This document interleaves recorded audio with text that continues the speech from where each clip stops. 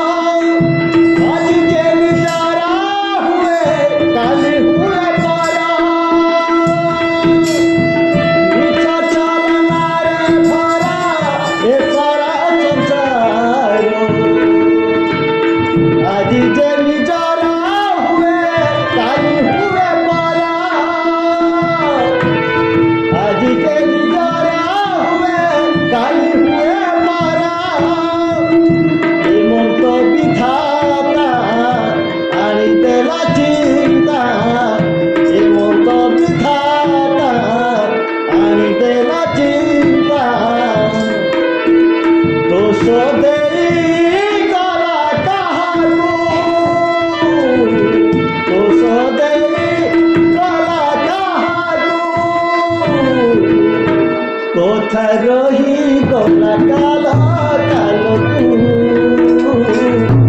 কোথা রহি গলা কাল কালকু সময় চকারে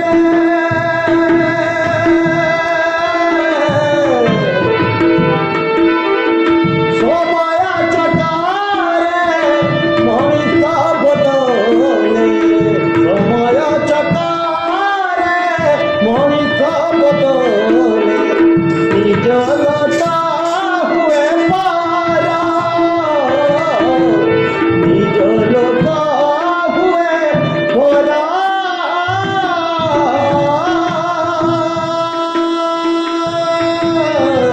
নিজলতা হুয়ে পরা।